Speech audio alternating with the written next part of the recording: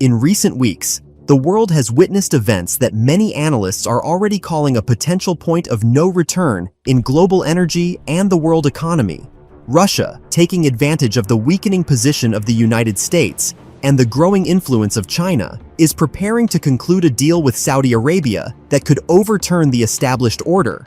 According to insiders close to the negotiations, the plan is for Riyadh to abandon dollar settlements for oil and begin using national currencies, rubles and yuan. Such a step would not just be an economic sensation, but a direct challenge to United States hegemony, since the petrodollar has for decades been the foundation of American financial power. According to Financial Times and Bloomberg, the talks are taking place with active mediation from China. Beijing, whose economy has long become the largest consumer of hydrocarbons, is deeply interested in breaking the dollar monopoly and expanding the use of the yuan in international settlements. Russia, in this partnership, plays two roles at once: as a supplier of oil and as a political driver ready to challenge the United States amid a new wave of sanctions and the rhetoric of Donald Trump, who has demanded to crash oil prices and strangle Moscow with sanctions. However, as the Wall Street Journal notes, this is not limited to economics. The Kremlin fully understands that any weakening of the petrodollar automatically strikes at the United States' position as a global superpower. For Vladimir Putin, this deal is not only about budget revenues, but also a strategic blow against a long-standing rival. Russia is playing the long game, trying gradually to push the United States out of key markets and impose a new order where the dollar is no longer without alternative, claims one European expert who wished to remain unnamed. Saudi Arabia, for its part, is playing a double game. According to information from diplomatic circles in Riyadh, the kingdom does not intend to cut ties with Washington completely. On the contrary, the rejection of the dollar could become a bargaining chip for the Saudis, allowing them to secure new military contracts, security guarantees, and more favorable terms of cooperation from the United States. The Saudis understand perfectly well that they are now in a position of strength. Washington urgently needs to preserve their loyalty, and Riyadh is using this pressure for its own benefit, writes Al Jazeera, citing sources close to the talks. At the same time, Reuters reports that anxiety is growing within the American administration. Several senior officials, speaking on condition of anonymity, admitted that the White House has no clear strategy to counter such moves. Trump's rhetoric is limited to loud statements, but they are not followed by concrete measures.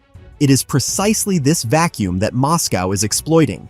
According to experts at the Carnegie Middle East Center, if the deal is successfully concluded, the consequences will be colossal. The dollar will lose part of its unique status as the world's reserve currency, and oil markets will find themselves in a new reality where settlements are carried out in several currencies at once. Moreover, this will send a powerful signal to other energy exporters, from Iran to Venezuela, that the petrodollar system is no longer untouchable. It is also important not to forget the internal logic of Moscow. For Russia, settlements in rubles mean reducing dependence on the Western financial system, bypassing sanctions, and strengthening the national currency. For China, this is an opportunity to turn the yuan into a truly global currency, which has long been a strategic goal of Beijing. And for Saudi Arabia, it is a tool of pressure on Washington, a way to demonstrate that they have alternatives and that the alliance with the United States is no longer as clear-cut as in past decades. However, experts warn, the deal will not be quick or simple. Riyadh still depends on American military technologies and the regional security system, and is not yet ready to completely abandon its link to the dollar. Rather, the scenario looks gradual. At first, limited oil deliveries in rubles and yuan, and later an expansion of this practice to other markets. This is not a one-day revolution, it is an evolution, but one that could turn out to be far more dangerous for the United States than it seems at first glance. The Economist quotes a Middle Eastern analyst as saying, "Thus, before our eyes, a story is unfolding that could become the largest geopolitical restructuring in energy since the crisis of the 1970s. Russia, China, and Saudi Arabia are writing a new chapter where the dollar is no longer the only player. The United States, meanwhile, risks finding itself in a situation where its main tool of pressure, the financial system, loses effectiveness. And if this deal goes through, It will mark the beginning of a new era where every barrel of oil will be not only fuel for the economy, but also a weapon in the global struggle for power. According to Bloomberg sources, Washington is seriously considering 3 scenarios for responding to a possible Moscow-Riyadh agreement. The first scenario is pressure through sanctions. This would involve expanding restrictions not only against Russia, but also against certain structures in Saudi Arabia. Such a move would be unprecedented, as the United States has traditionally avoided direct pressure on Riyadh, given its key role in the Persian Gulf security system. However, this option carries the risk of countermeasures. The Saudis could cut production or redirect part of their supplies to Asia, which would immediately hit American markets. The second scenario, reported by the Financial Times, is an attempt to draw Saudi Arabia into a new system of military and technological agreements. Essentially, Washington would try to buy Riyadh's loyalty through new arms packages, investments in energy infrastructure, and security promises. But this approach has a weakness. The Saudis have learned to play on the contradictions between the United States, Russia, and China, extracting more concessions each time.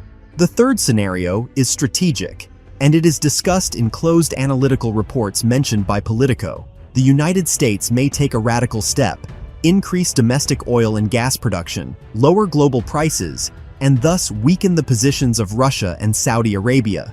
But, as experts note, such a move would also hit American shale companies, and therefore carry serious political consequences at home.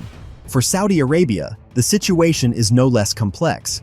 On one hand, a deal with Russia and China provides powerful levers of influence on the United States and strengthens Riyadh's position in the region.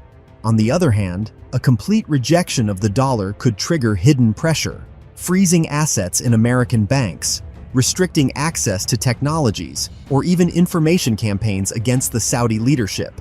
According to Carnegie Endowment experts, Riyadh understands this and is therefore acting with extreme caution, testing Washington's reaction step by step.